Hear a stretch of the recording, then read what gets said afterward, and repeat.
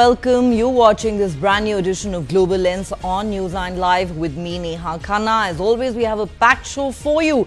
Let's get started with our big focus.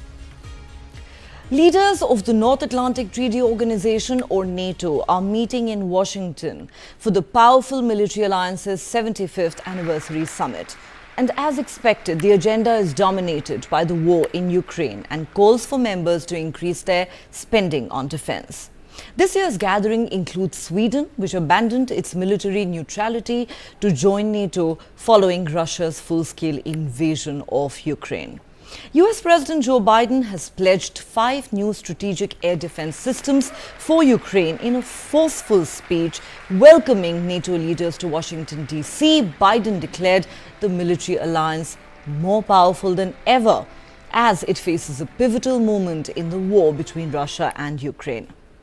Biden said the US would partner with Germany, Italy, the Netherlands and Romania to donate Patriot missile batteries and other advanced systems to aid Ukraine as Russia continues to launch air attacks, including one on Monday which hit a children's hospital in Kyiv. The city's mayor said Monday's bombardment was among the worst since the beginning of Russia's invasion in February 2022. During his speech, Biden vowed that the United States will make sure that when we export critical air defense interceptors, Ukraine goes to the front of the line. They will get this assistance before anyone else gets it, he said. Ukrainian President Volodymyr Zelenskyy said he would fight for decisive actions from the United States and Europe to help Ukraine. He said it is not only our country that needs it, everyone needs it, literally every partner, all nations. The Ukrainian president said he would ask for more air defense systems, F-16 fighter jets and additional security guarantees, including weapons and finances, political support. A day before Biden's announcement, Russian strikes across Ukraine killed at least 22 people, including a strike on the country's largest children's hospital. Biden called the strikes a horrific reminder of Russia's brutality. 2.5 years into the war with Russia, Zelenskyy has repeatedly asked allied nations to strengthen his country's air defenses to thwart Moscow's military prowess overhead. The United States has been a crucial ally to Ukraine since the war began, but the future of the alliance has now been thrown into question. Former President Donald Trump has said he would pressure Ukraine into a peace deal with Russia that would see Kyiv cede territory in the process if he wins the presidency. Earlier this year, Trump controversially said he would allow Russia to do whatever the hell they want with countries that don't meet NATO defense funding obligations.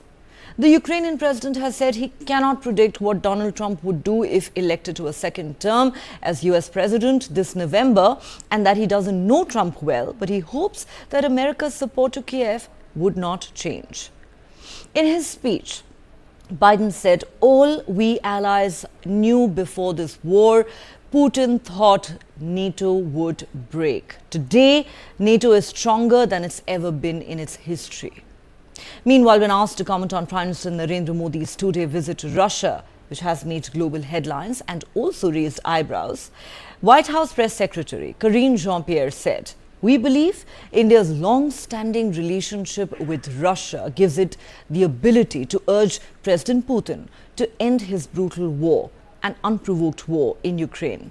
India is a strategic partner with whom we engage in full and frank dialogue, including their relationship with Russia, and we've talked about this before.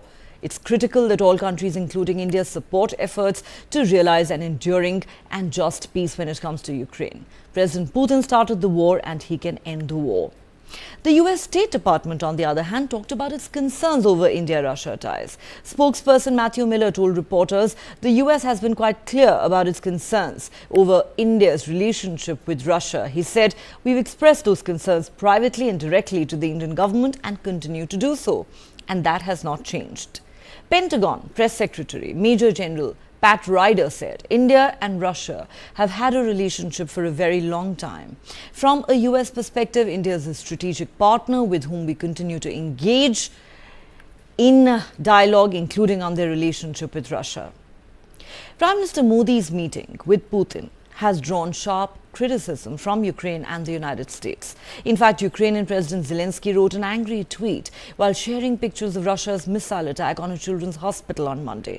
He wrote, and I quote, "It's a huge disappointment and a devastating blow to peace efforts to see the leader of the world's largest democracy hug the world's most bloody criminal in Moscow on such a day." The reference was to viral images of Prime Minister Modi and President Putin greeting each other with a hug at the latter's official residence on the first day of the visit. On Tuesday, during his talks with President Putin at the Kremlin, Prime Minister Modi said, "I believe no peace can be found on the battlefield and solutions to the war can only be found through dialogue." He added, whether it's terrorism or conflict, loss of lives, especially of innocent children, is heartbreaking.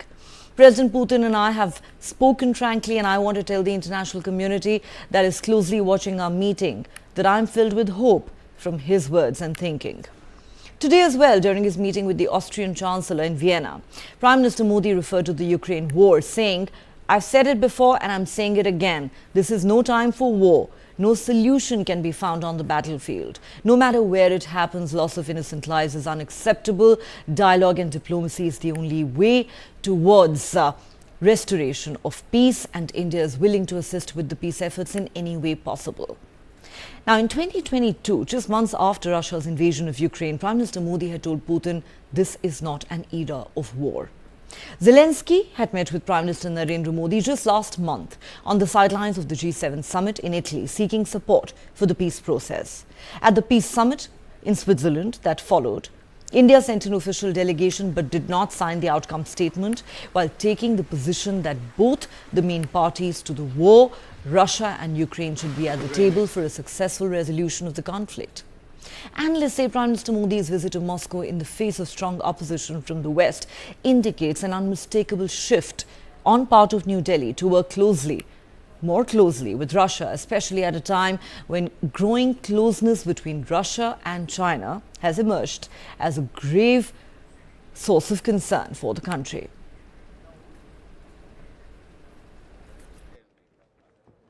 And Putin wants nothing less than Ukraine's total subjugation. U.S. President Joe Biden pledged to forcefully defend Ukraine against the invasion ordered by Russian President Vladimir Putin at the NATO Summit in Washington on Tuesday, using the global stage to try to show allies at home and abroad that he can still lead. Ukraine can and will stop Putin.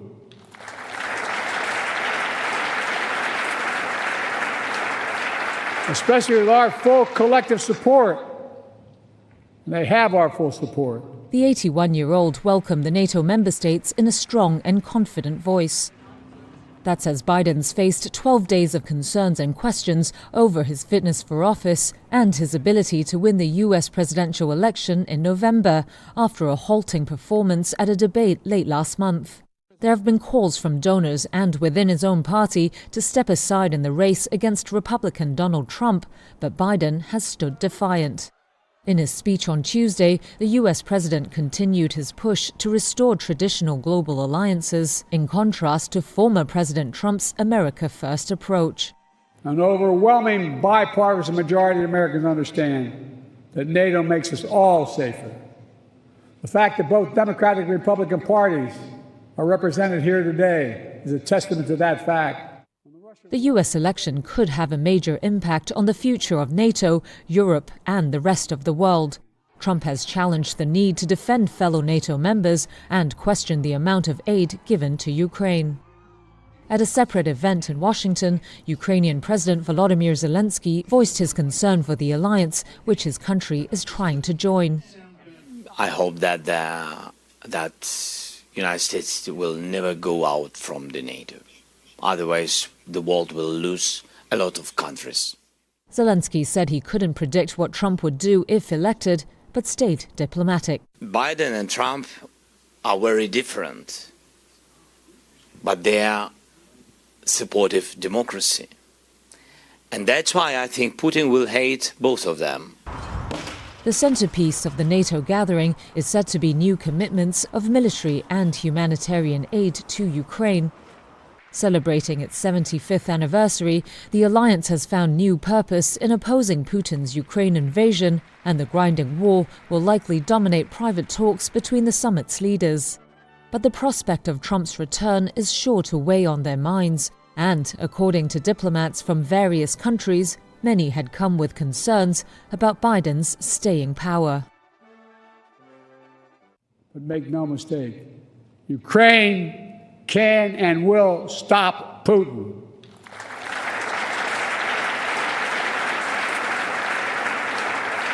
Especially with our full collective support. And they have our full support. Nearly 24 allied partners have signed a bilateral security agreements with Ukraine. And more countries will follow. Today, I'm announcing the historic donation of air defense equipment for Ukraine. The United States, Germany, the Netherlands, Romania, and Italy will provide Ukraine with the equipment for 5 additional strategic air defense systems. And in the coming months, the United States and our partners intend to provide Ukraine with dozens of additional tactical air defense systems. The United States will make sure that when we export critical air defense interceptors, Ukraine goes to the front of the line. मैंने और chancellor Neymar ने विश्व में चल रहे विवादों, चाहे Ukraine में संघर्ष हो या पश्चिम एशिया की स्थिति, सभी पर विस्तार में बात की है। मैंने पहले भी कहा है कि यह युद्ध का समय नहीं है। समस्याओं का समाधान रणभूमि में नहीं हो सकता। कहीं भी हो, मासूम लोगों की जान की हानि स्वीकार्य नहीं है। For me, it's, it's always for everybody, I think. It's very sensitive. I'm the father, I'm the president, I'm a human. Yeah, so it's so difficult. It's so difficult to lose people. It's so difficult and to lose children. And of course, you see these people, you see parents, and then when their children are dying or dead, so it's you want to kill Putin at this moment. And of course, all of us, we want it very much, really, because he's not. I think that he's at this moment. Maybe he's drinking something. I believe my NSC colleagues have spoken to this. I'll just add that and just reiterate that India is a strategic partner with whom we engage in full and frank dialogue, including their relationship with Russia. And we've talked about this before. So we think it's critical that all countries, including India, support efforts to realize an enduring and just peace when it comes to Ukraine. It is important for all our allies to realize this. And so we also believe India's longstanding relationship with Russia gives it the ability to urge the President Putin, to end his brutal war, an unprovoked war in Ukraine. It is for President Putin to end. President Putin started the war, and President Putin can end the war. All right, so clearly the entire focus of the NATO summit in Washington is on the Russia-Ukraine war. Let's discuss this with our guests. Joining me on Global Lens tonight is Julia Melnikova, Program Manager at the Russian International Affairs Council. She joins us from Moscow. Ambassador Anil Trigunyat, former Indian diplomat, is also with us. And completing the panel tonight is Chirayu Thakkar, doctoral candidate of international relations at the National University of Singapore. A warm welcome to all my guests. Julia, welcome back to Global Lens. Great to have you on the show. First and foremost, your thoughts on on the statements that have been made in Washington. We heard President Biden there saying Putin thought before the war NATO would break. Today, NATO is stronger than it's ever been in its entire history. President Biden has pledged 5 new strategic air defense systems for Ukraine. And it is very clear that as the NATO leaders mark the 75th anniversary of the alliance, the focus is entirely on Russia, its war against Ukraine, and on President Putin. How is this being seen in Moscow? Well, if we try to analyze President Biden's statement, I would say that the first part of it is essentially false because nobody expected NATO to collapse or like end its existence like ever. Because I think that the expert community and the political community have long been trying to conceptualize and understand NATO's new role in the new world order after the end of the Cold War, and NATO was doing pretty well. Even though it wasn't as unified as now, NATO was doing pretty well in expanding its agenda and in finding new reasons, new raison d'être, as we call them, and new ways of interpreting its role on the international arena, be it the climate change or terrorism, or fighting terrorism, or creating certain security spaces, as they used to call it, in various regions of the world. So like NATO is doing well, and I don't think that anyone expected NATO to collapse with or without any conflict in Europe or Ukraine.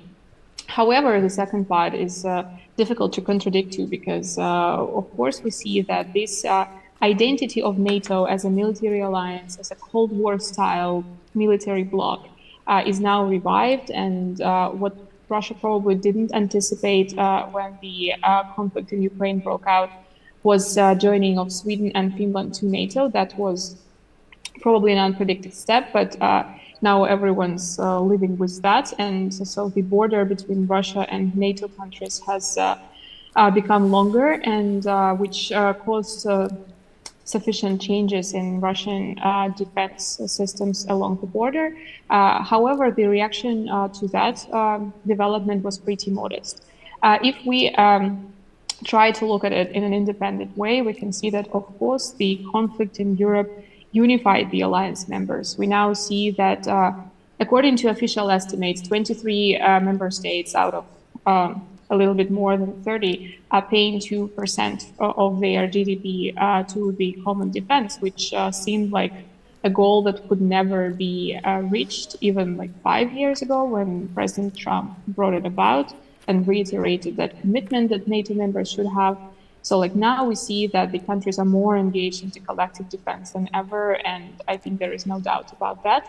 So to a certain extent, the conflict in Europe helped NATO to reinvent its identity by getting back to the very identity that NATO had back in 1949 when it was created.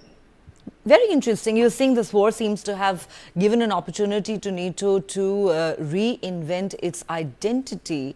That is very interesting indeed. And of course, at the moment, nobody really knows what the future has in store for NATO, especially if Donald Trump is elected to the White House come November. All bets are off. In fact, President Zelenskyy was asked this question: what happens if Donald Trump is elected? And he said, I don't know what's going to happen. I don't know him well enough. I just hope America's support to Kyiv will continue. Not everyone believes it will if Donald Trump, in fact, is elected to the White House. Of course, Russia has its own thoughts on that. But let me take this to Ambassador Anil Trigunyat. Ambassador Trigunyat, even as we talk about the NATO summit that's taking place in Washington and all these statements that are being made about the Russia-Ukraine war by President Biden and others, you know, another event that continues to make global headlines is, of course, Prime Minister Narendra Modi's high-profile visit to Moscow. Now, as you're aware, it has raised eyebrows, even drawn sharp criticism from Ukraine and many quarters in the United States. President Zelenskyy, for instance, posted a rather angry tweet where he said it's a huge disappointment and a devastating blow to peace efforts to see the leader of the world's largest democracy hug the world's most bloody criminal in Moscow on a day when he said the largest children's hospital in Ukraine was attacked. But what's interesting really is what the White House press secretary Karine Jean-Pierre said when asked to comment on Prime Minister Modi's visit. She said, "We believe India's long-standing relationship with Russia gives it the ability to urge President Putin to end his brutal war in Ukraine." I wonder what your thoughts are on these two reactions that have come in from Kyiv and from Washington. Thank you, Neha. As you know, that the visit by Prime Minister Modi, which is the 22nd summit with his counterpart, President Putin, was highly substantive and symbolic, both, as well as results-oriented. But what the reaction to that is that what I saw or read about what Mr. Zelenskyy said about this, excuse me, my dog is just. So what he says is highly irresponsible of him. And why I call highly irresponsible as Zelenskyy is because he's the one. The G7 countries are the ones. The President Biden, everybody is asking India, and you have again read out somebody else's statement. But it says clearly that India does have that because it has a principled stand on this issue. We have not supported the Russian invasion or the special operations or any interventions anywhere. We have always said that this should be resolved through dialogue, diplomacy, and through the UN Charter, which means territorial integrity and sovereignty. That has been India's stand from day one. And Prime Minister Modi had told President Putin also in Samarkand that this is not an era of war. He has once again told him, and he has spoken to President Putin on this and wanted to assess what is the situation. So on the one hand, Zelenskyy pleads with India that please come and help. On the other hand, he starts at, when Prime Minister Modi hugged him, there was no problem. But Prime Minister Modi hugs all the leaders, so they hug him as well. So this shows the closeness of the relationship. So we fully understand the plight of the Palestinians, but at the same time, the Palestinians have become the fodder in this strategic game because Russia does not look at it as a war with Ukraine. They look at it as a war with United States and the West.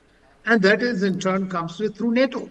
So NATO has consolidated, but you have heard President Biden saying that we fight to the last Ukrainian. Now that is between them to decide.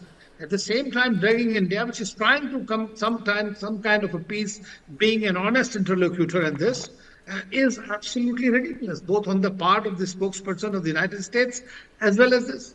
I mean, our relationship with Russia stands on its own, and it is way before that. We have seen how like the chameleon, they have changed their colors, but it's not that. We know that there are no permanent enemies or friends in the world. They are always changing. But Russia has been one of the countries which has remained our strategic partner. Now, that is something they need to understand. And that's the reason, because between friends, you can tell the truth. And Prime Minister Modi was very, very clear. And he told President Putin, and President Putin understands and respects it. But then it takes two to clap. Now, if you are going to have two vertical positions, how are you going to come to some kind of a table and dialogue? Without dialogue, it's not going to happen. Whether it is between NATO or between Russia or between Russia and Ukraine, it depends on. They'll keep on pumping the money. And what we are seeing? We are seeing just devastation. And it will increase further if nobody works on the peace. India is one country that is trying to work for peace at this stage, and it is generally regarded as an independent and objective interlocutor by both sides. And that is something that is being acknowledged, even if grudgingly, I think, by the United States as well. You believe Zelenskyy's statement was an irresponsible one. Of course, those optics of Prime Minister Modi hugging President Putin have gone viral and have been widely commented on around the world. I need to take a quick break here on Global Lens. We'll continue this conversation with all our guests on the other side.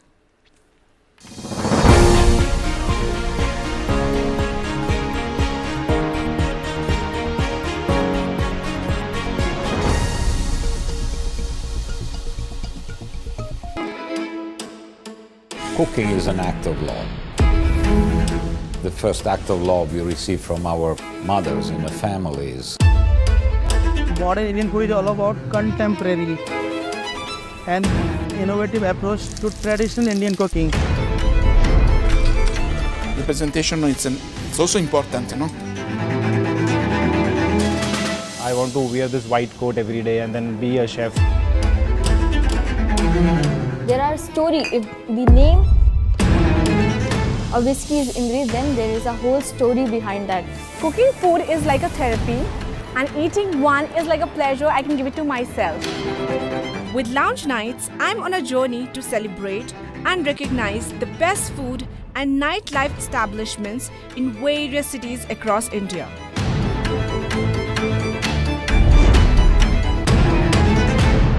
Radical presents Lounge Nights, premiering every Saturday and Sunday only on News9 Live.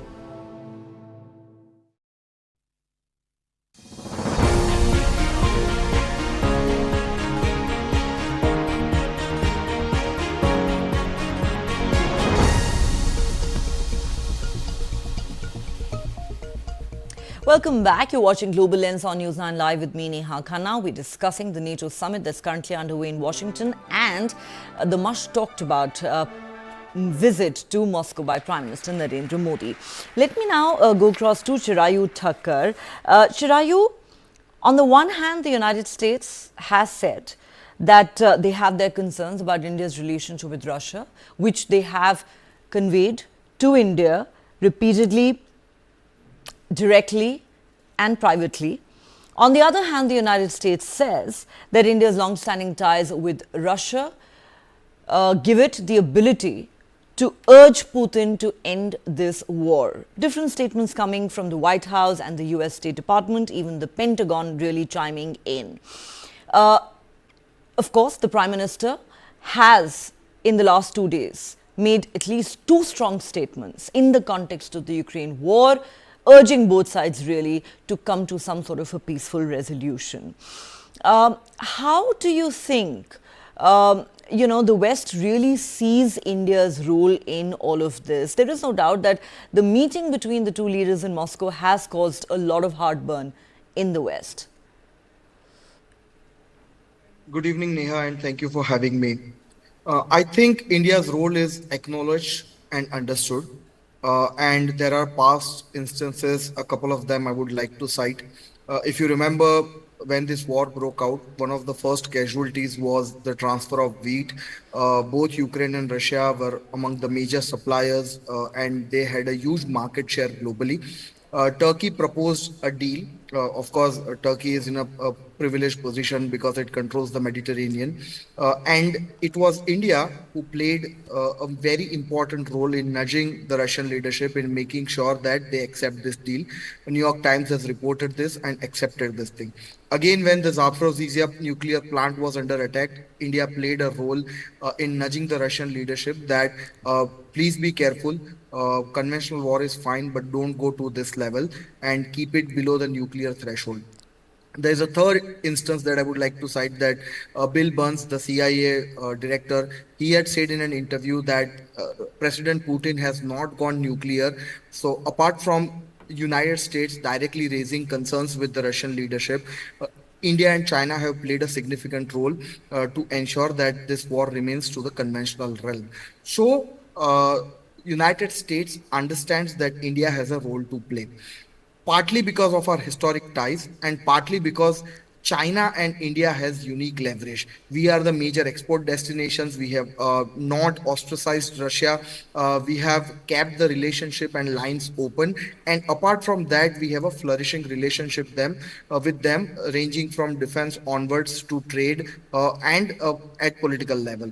So they clearly understand that India has a role to play. But there is a limit to what India and China can achieve if negotiations are not happening in good faith. You can't say to India, or for that matter China, that go and convince Putin to do this. It's a bilateral dispute and negotiations can happen with some good faith, give and talk. Now, the first thing that both India and China understand is that if you want to get something, if you want to get into this give and take situation, you cannot first start the opposite party by calling them as bloody criminal. And this tweet by President Zelenskyy, I agree with Ambassador Trigunyat, it's very unbecoming and it was very inadvisable. In fact, what Zelenskyy has done is he has burned the bridge with an honest interlocutor who could, in moving into the future, play a very important role. So Washington understands what role India can play in the future, but it all depends on where they stand and how they want to proceed with negotiations and when they are willing to proceed with negotiations. It is a matter of fact that in the last few months, pick up any Western commentary. Everyone was very enthused in the first 2 years of the war, but in the last few months, especially of the second anniversary of the war, everybody is using a common phrase, stalemate. So the war has been stalemated. Ukraine is not able to recover territories, and again, this 5 air defense system, at least in my understanding of war, they are not going to change things dramatically, partly because Russian Air Force has no major role to play. The war is primarily fought based on artillery, and it's artillery shells that are missing on the Ukrainian sides. There is no magic wand with all the Western countries put together, and unless those things don't happen, those things don't change, the ability of Ukraine to recover territories is not going to happen. So the war is going on, there is a stalemate, and there are concerns regarding supply of money, there are concerns regarding new technology, there are concerns regarding artillery shells, and in this situation there is no progress happening. So either you come to a mindset where some give and take is there on your mind, and then you approach honest interlocutors like China, India, or whoever is willing to play that role, or you can sit on direct negotiations if that path is open, or making these statements and just keeping everyone happy, humoring everyone is not going to lead to anything fruitful. Okay. You're saying that President Zelenskyy may have burnt his bridges with an honest interlocutor. But let me take this back to Julia Melnikova. Julia, there is no doubt that we saw a lot of camaraderie when Prime Minister Modi and President Putin met.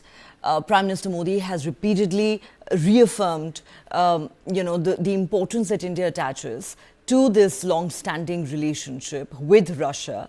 But at the same time, we can't lose sight of the fact that Prime Minister Modi has sent out a very important and strong message to Russia in the context of the war. Let me quote for you and the viewers what Prime Minister Modi has said. As a matter of fact, in 2 days, he's made 2 such strong statements. Today, while addressing the media in Vienna, in the presence of the Austrian Chancellor, Prime Minister Modi said, I've said it before and I'm saying it again, this is no time for war. No solution can be found on the battlefield. No matter where it happens, loss of innocent lives is unacceptable. Dialogue and diplomacy is the only way forward towards restoration of peace.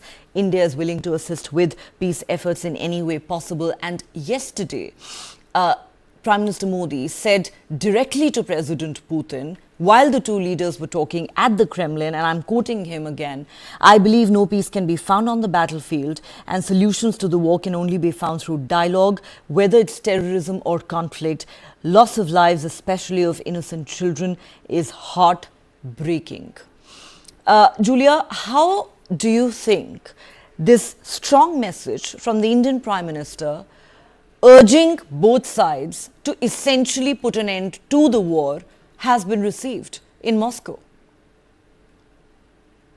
Well, Prime Minister Modi is known as a peacemaker. Yeah, so we know that Prime Minister attaches great importance to his effort to install peace all around the world, and he was doing that even before, during his first and second times in office. So, for him, peacemaking efforts are part of his identity and part of his legacy that he apparently wants to leave after he stops being the prime minister.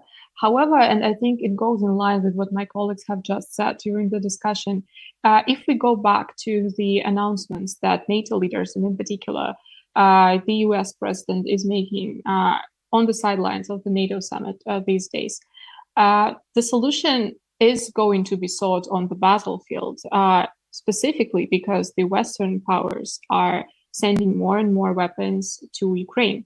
And also, earlier, we heard similar announcements from the EU side and from the US side that the only way they see for the conflict to end is for Ukraine to defeat Russia on the battlefield.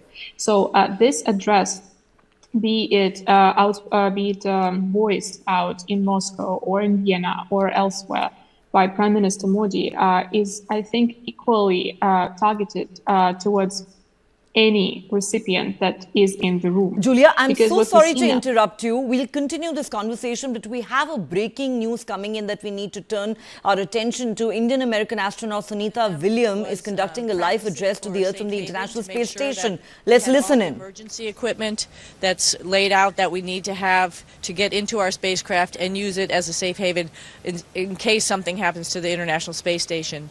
There was also a couple other tests with habitability to make sure that the spacecraft is ready to support 4 people. We grabbed a couple ISS crew members to come in there with us and go through all of the actions, and as well as checked out the ECLSS, the environmental control system, pretty thoroughly throughout all these tests, and it really worked very well. So we are really satisfied with putting more people in the spacecraft once we get back and we work through all the issues that we've found already. I'll just reiterate again, this is a test flight. We were expecting to find some things, and so we are finding stuff, and we're correcting it and making changes, making updates with our control team. Every day we had conferences to go over things that we found or we thought about or we might add for the next flight. Once we got onto the space station, beside for all the Starliner tests, we've been integrated right into Expedition 71, 71 plus as we call it, and we've been doing science for them, maintenance, some major maintenance that has been waiting for a little while, like stuff that's been on the books for a little bit. There's the urine processor pump that we took one good pump out and put into a good body, and it's called Franken pump. That's ready to go in case we have any problems with the urine processing system. Butch and I just did a moderate temperature loop, low temperature loop cooling refill for all the USOS modules. I got to do some gene sequencing. I think you got to do some other science experiments as well with a moon microscope that was 3D printed. So we've been thoroughly busy up here, integrated right into the crew, and every about once a week we get to jump into Starliner and talk to our control team there and work through all the new nuances that they're working very hard on the ground to make sure that we will be able to come home before too long. Over to you, Chelsea. That sounds great. Thanks, Butch and Sunny. Let's jump into some questions. We're going to start with Bill Harwood with CBS News. Butch, given what you just told us in your remarks, based on what you know today, how confident are you that the Starliner will get you home safely, given the known helium leaks and the earlier thruster issues? And as test pilots, are you satisfied you have a workable backup procedures in place if the normal deorbit plan cannot be executed for some reason? Thanks. Yeah, thank you. That's a good question, Bill, obviously.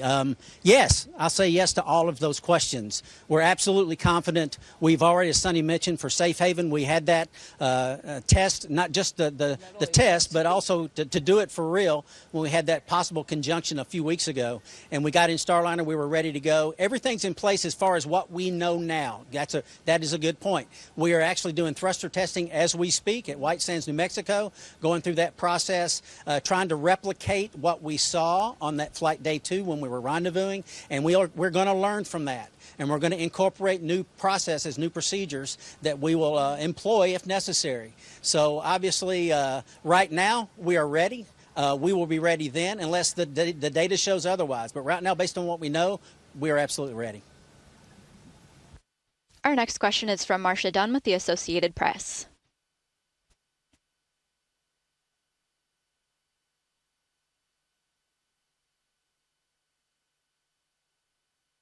Marcia, go ahead with your question.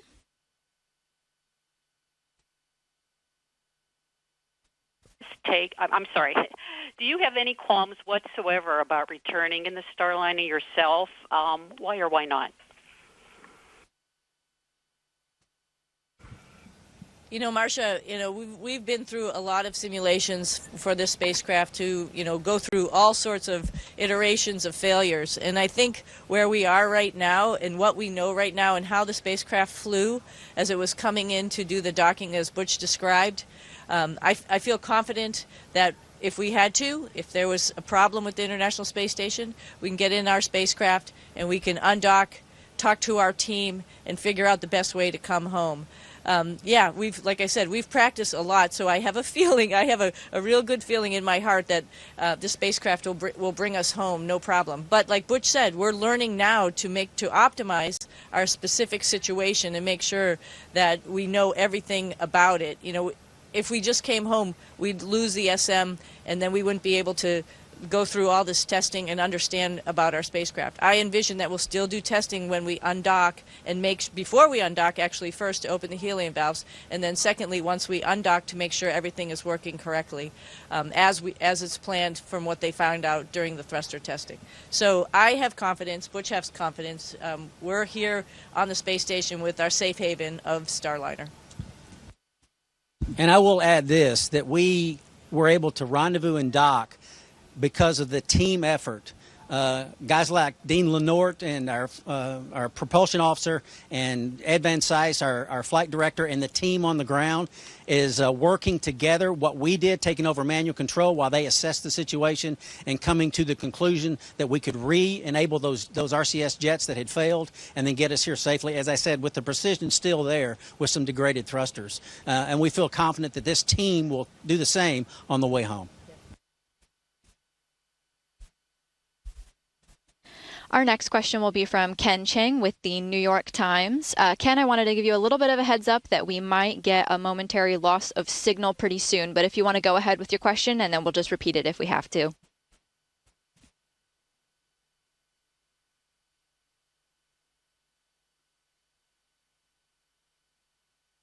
ISS. Also, can you give us examples of what you might hear from the test at White Sands that would give you concerns about the safety of Starliner for coming back to Earth? Thank you. Hey, Ken, it does look like we lost them there, so I'll have you repeat your question once they get back online. Should just be a couple more seconds. I will take this time to remind everybody that we will have another news conference, a longer one this time, with NASA and Boeing leadership later today. So be sure to tune in for that as well. In the meantime, we'll wait for Butch and Sunny to come back to us from the space station. All right, Ken, do you want to repeat your question? Sure. First, I was saying, I imagine you're not complaining that you got to spend a few extra weeks at ISS. And second, I was wondering, is there anything that would come out of test? Can you give examples of something that would come out of tests at White Sands that would give you pause about the status of Starliner and that for it being able to take you home safely? Thank you.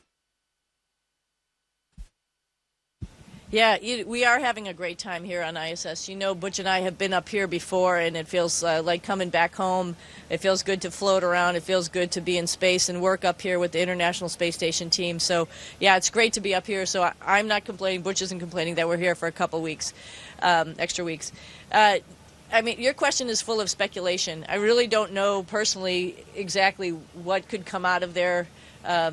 That would give us a huge amount of pause. What we want to know is that the thrusters can perform. If whatever their percentage of thrust is, we can put it into a package that will get us a deorbit burn. That's the main purpose that we need the service module, to get us a good deorbit burn so that we can come back. You know, our OMAC thrusters, our bigger ones, we haven't really had a problem with them. So we are very confident in the deorbit burn capability with the number of OMACs that we have. It's just that attitude from the RCS thrusters. So, you know, with a little bit, if they are degraded, and we'll find out if they really are degraded, what that combination is to get us the right attitude. And I think with the number of jets we have, we're probably going to find something really positive. So beyond guessing, I think that's as good as I'm going to give you as an answer. Yeah, one other thing, that during the burn itself, once we get to the burn, we're pretty much home free as long as the OMACs continue to operate, and there's no reason they wouldn't, because the OMACs can maintain the attitude themselves during the burn. So that's another added feature that is in our favor. We'll now go to Gina Sinceri with ABC News.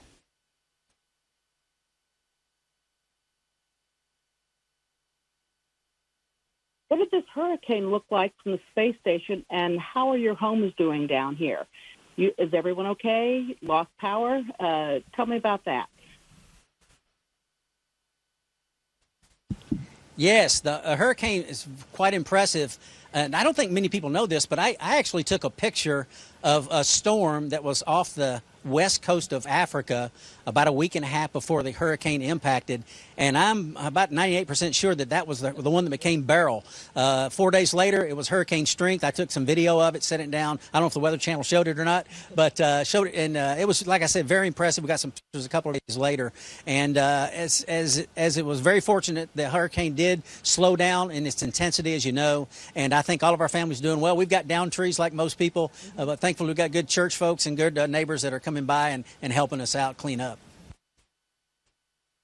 Yeah, I'll add just an interesting aspect of it. When it was really strong, we were able to take pictures of the eye and actually see the definition of the eye. And Butch and I were up in the cupola the other day, right as it was getting ready to hit the Texas coast, and you could see it had dispersed. The clouds had dispersed, but it was still very circular and still very huge. So we know we were praying for our friends down there in Mission Control and all of our family and friends in the Houston area, hoping everybody will be okay. And yep, power is lost, trees are down, but we're a big team. Everybody pulls together in Texas.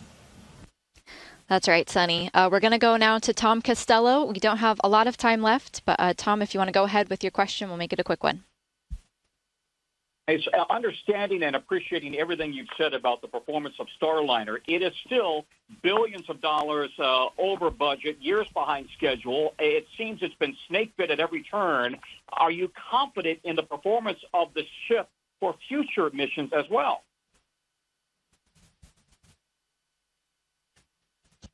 Yeah, that's a fair question. I can tell you that this is the world of test.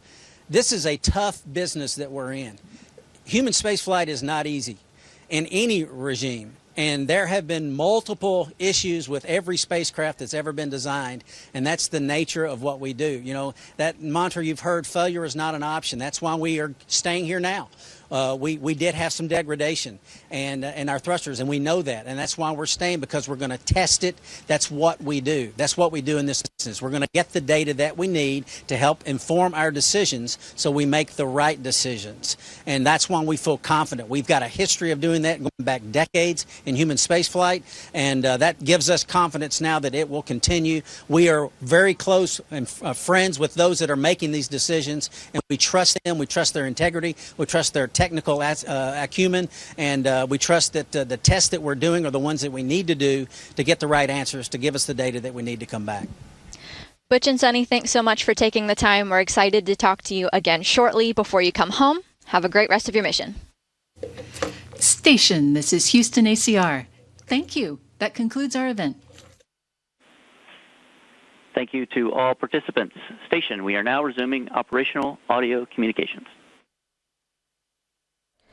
All right, that was a live address from Indian-American astronaut Anita Willams and her crewmate Butch Wilmore from the International Space Station, both taking questions from the media and expressing the confidence that they will return to Earth safely sooner rather than later. There has been a global concern about their safe return.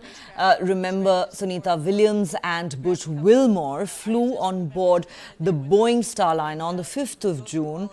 This was meant to be just a 10-day-long stay at the International Space Station, but now their return has been delayed, triggering concern over their well-being and safety. Starliner reported 5 helium leaks and some other technical difficulties in 5 of its 28 thrusters. That is the reason why these 2 astronauts are now stuck at the International Space Station. NASA says that the 2 of them are safe and there are enough supplies for them for a long-term stay. The Starliner can remain docked at the International Space Station for at least 45 days as the engineers continue to troubleshoot the technical problems.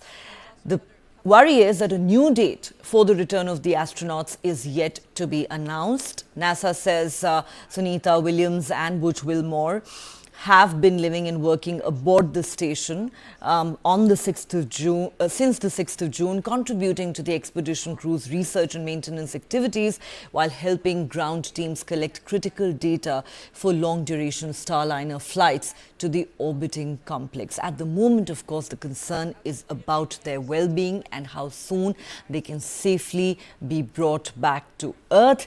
Efforts are being made, but you can imagine there's a lot of anxiety. But the two astronauts, both Anita and Butch, they're putting up a brave front while taking questions from sections of the American media, saying we are having great fun, we're having a great time there, exhibiting high spirits for sure, and displaying confidence that they will return safely to Earth sooner rather than later. But at the moment, really, there is no clarity on when they can actually return home. As we said, NASA hasn't announced a date for their return yet, because those technical issues are yet to be addressed. Here's certainly hoping that Sunita Willams and Butch Wilmore return home safely at the earliest. That's all the time we have on this edition of Global Lens. Thanks so much for watching. Do join us again at the same time tomorrow. Good night.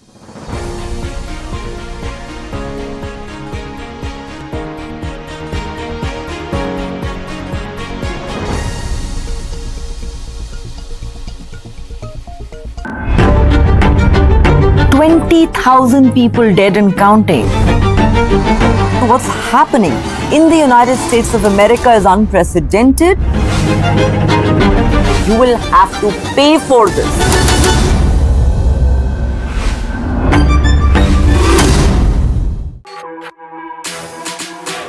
जानना है तो देखिए, समझना है तो सुनिए, सीखना है तो पूछिए, और कमाना है तो खरीदिए।